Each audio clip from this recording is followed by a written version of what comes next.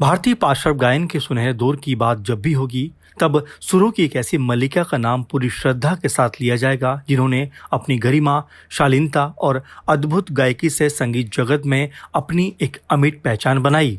इस महान गायिका का नाम है सुमन कल्याणपुर। लता मंगेशकर और आशा भोसले जैसी दिग्गजों की छत्रछाया और कड़े मुकाबले के बीच सुमन कल्याणपुर ने न केवल अपनी जगह बनाई, बल्कि भारतीय सिनेमा को ऐसे सदाबहार गीत दिए जो आज भी गुनगुनाए जाते हैं। यहाँ आपको इस बात से अवगत कराते चलें कि 31 मई 2026 को लगभग 90 साल की आयु में इस महान गायिका ने दुनिया को हमेशा के लिए अलविदा कह दिया। सुमन कल्याणपुर के निधन से संगीत के एक स्वर्णिम युग का अंत हो गया है। तो आइए उनके जीवन, संघर्ष और शानदार गायकी के साथ ही उनकी अनकही दास्तां को विस्तार से समझते हैं। प्रारंभिक जीवन, जन्म और परिवार।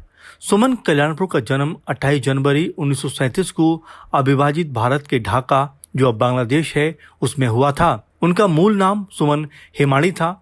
उनका परिवार कर्नाटक के उडुपी जिले के कुंदापुर तालुका के हेमाड़ी गांव से ताल्लुक रखता था, जो कि एक गौड़ सारस्वत ब्राह्मण परिवार था। उनके पिता Shankar Rao Hemadi central bank of India में एक बेहद उच्च पद पर कार्यरत थे। नौकरी के सिलसिले में उनका लंबा समय ढाका में बीता। सुमन अपने 5 बहनों और एक भाई में सबसे बड़ी थी। उनके घर में कला और संस्कृति का बेहद सम्मानजनक माहौल था। साल 1943 में जब सुमन महज 6 साल की थी, तब उनके पिता का तबादला मुंबई में हो गया और पूरा परिवार यहीं आकर शिफ्ट हो गया। मुंबई आने के बाद सुमन ने अपनी स्कूली शिक्षा प्रसिद्ध Saint Stephen Columbus high school से पूरी की। बचपन से ही सुमन की रुचि 2 चीज़ों में सबसे अधिक थी, चित्रकला और संगीत। स्कूली पढ़ाई खत्म करने के बाद उन्होंने कला के क्षेत्र में आगे बढ़ने के लिए मुंबई के जाने माने sir J school of arts में दाखिला लिया। वो एक बेहतरीन चित्रकार बनना चाहती थी, लेकिन नियति को कुछ और ही मंजूर था। उनके घर में रेडियो एक सम्मानित अतिथि की तरह था, जहां दिन भर शास्त्रीय संगीत और सुगम संगीत गूंजता रहता था। इस माहौल में उनके भीतर के संगीत ने काफी ज्यादा पांव पसार लिए। संगीत की शिक्षा और पहला ब्रेक। यद्यपि सुमन के परिवार में संगीत के प्रति झुकाव था, लेकिन उस दौर के रूढ़िवादी समाज की तरह उनके परिवार में भी लड़कियों द्वारा सार्वजनिक रूप से मंच पर प्रदर्शन करने की सख्ती थी। संगीत को केवल घर की 4 दीवारी तक ही सीमित रखने की परंपरा थी, लेकिन सुमन की पतली और सुरीली आवाज पड़ोसियों और पारिवारिक मित्रों से छिप ना सकी। उन्होंने संगीत की औपचारिक शिक्षा भारत के दिग्गज संगीतकारों से ली। इनमें पंडित केशवराज भोले, उस्ताद खान अब्दुल जैसे नाम थे। महज 15 साल की उम्र में सुमन को ऑल इंडिया रेडियो में गाने का अवसर मिला।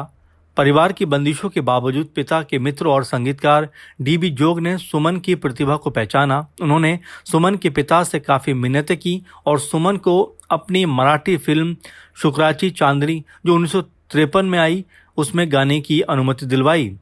सुमन ने स्टूडियो में कदम तो रखा और गाना रिकॉर्ड भी किया, लेकिन किन्हीं कारणों से वो फिल्म कभी रिलीज नहीं हो सकी। वहीं सुमन कल्याणपुर को हिंदी सिनेमा में पहला बड़ा ब्रेक साल 1954 में मिला।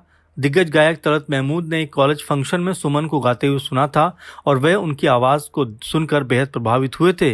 उन्होंने तुरंत रिकॉर्डिंग कंपनी HMV को सुमन का नाम सुझाया। इसके बाद मशहूर निर्माता इस्मत चुगतई की फिल्म दरवाज़ा, जो 1954 में आई, इसमें सुमन को तलत महमूद के साथ एक खूबसूरत गाना गाने का मौका मिला।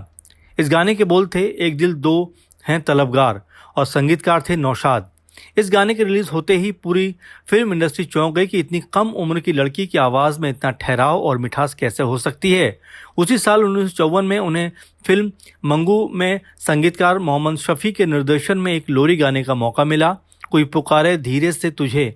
हालांकि बाद में इस फिल्म के संगीतकार बदल गए और OP नैयर आ गए, लेकिन सुमन की गाई ये लोरी फिल्म में बरकरार रही और बेहद लोकप्रिय भी हुई। करियर का सबसे बेहतरीन दौर। 1950 के दशक के अंत तक सुमन कल्याणपुर फिल्म इंडस्ट्री में अपने पैर जमा चुकी थी, लेकिन असल कामयाबी और लोकप्रियता उन्हें 1960 से 1970 के दशक में मिली।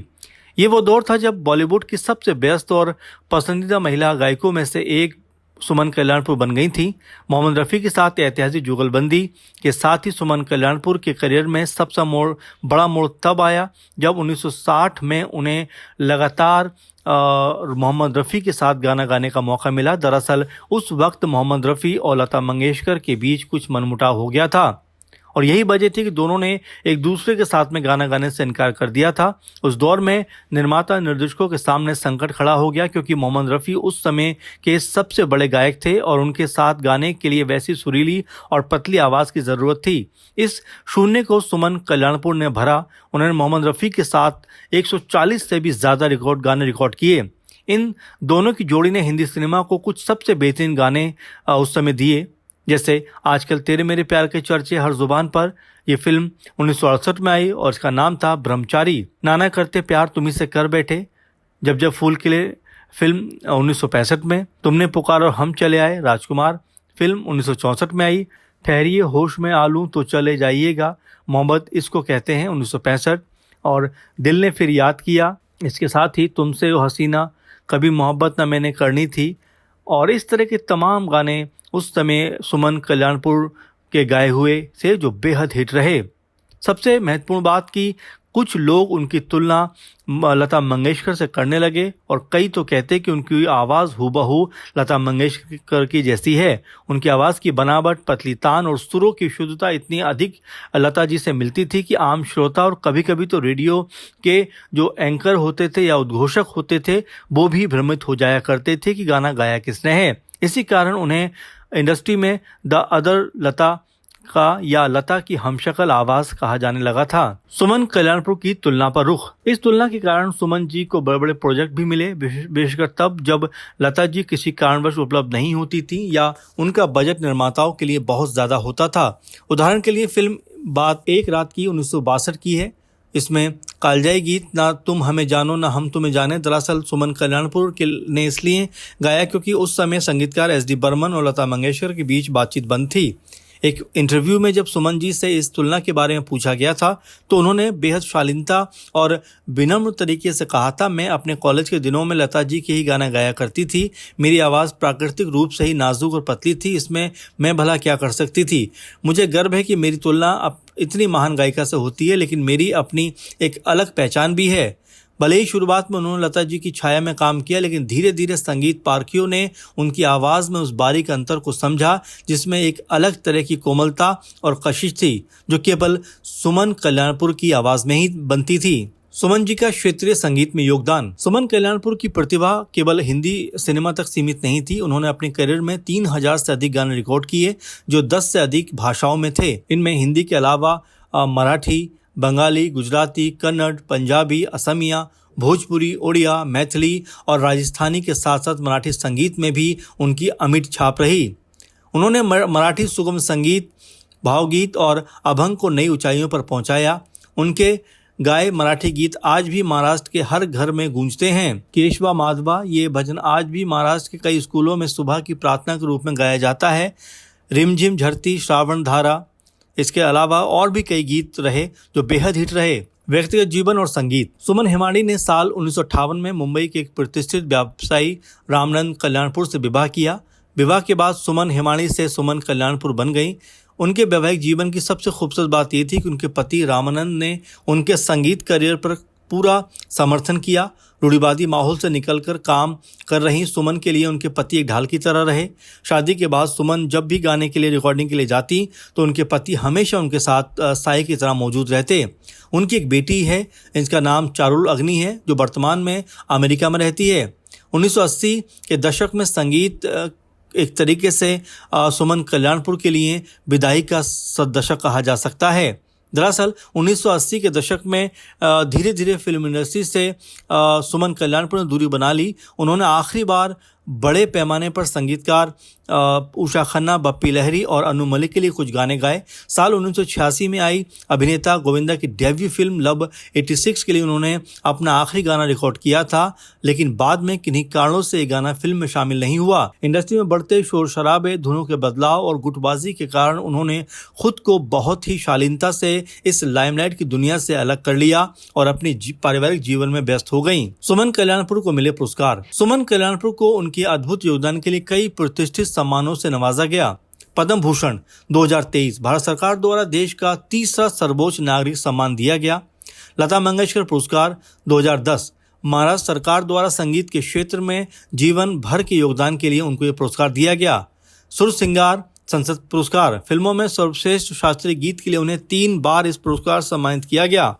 इसके साथ ही मिर्ची म्यूजिक लाइफ टाइम अवार्ड भी उनको दिया गया। सुमन कल्याणपुर का निधन। लंबे समय तक गुमनामी और शांतिपूर्ण जीवन जीने के बाद 31 मई 2026 को मुंबई के लोखंडवाला स्थित अपने आवास पर लगभग 90 साल की उम्र में तमाम बीमारियों की वजह से इस दिग्गज गायिका का निधन हो गया। उनके निधन पर देश के प्रधानमंत्री और तमाम बड़े नेताओं ने शोक व्यक्त किया। सुमन कल्याणपुर के चुनिंदा सदाबहार गीतों की बात करें तो इनमें कई ऐसे गाने हैं जो उनकी मखमली और पवित्र आवाज से हमेशा के लिए अमर हो गए। आइए आपको बताते हैं उनके कुछ चुनिंदा गीत। न तुम हमें जानो न हम तुम्हें जाने, आजकल तेरे मेरे प्यार के चर्चे हर जुबान पर, नाना करते प्यार तुम्ही से कर बैठे, बहना ने भाई की कलाई पर प्यार बांधा है, तुमने पुकारा और हम चले आए, और दिल एक मंदिर है, प्यार की दुनिया है, जैसे बेहतरीन गीत इसमें शामिल हैं। फिलहाल सुमन कल्याणपुर की कहानी ये सिखाती है कि चाहे आपके सामने कितनी भी बड़ी चुनौती हो, सामने कितने भी बड़े दिग्गज गायक या गायिकाएं क्यों ना हो, अगर आपके अंदर हुनर है और सच्चाई है, स्वभाव में शालीनता है, तो इतिहास में आपकी जगह और कोई नहीं ले सकता। भारतीय संगीत उद्योग सुमन कल्याणपुर की सादगी और सुरीली विरासत का हमेशा ऋणी रहेगा। फिलहाल सुमन कल्याणपुर के गीतों को लेकर आपका क्या कहना है ज़रूर बताइए, और इस प्रोग्राम को लेकर आपका क्या विचार है ज़रूर साझा करिए। अगर आप भी किसी पुराने कलाकार या भूले बिसरे किसी एक्टर या अभिनेता अभिनेत्री के बारे में जानना चाहते हैं तो ज़रूर कमेंट करिए। फिलहाल के प्रोग्राम में इतना ही। आप लगातार बने रहिए। धन्यवाद।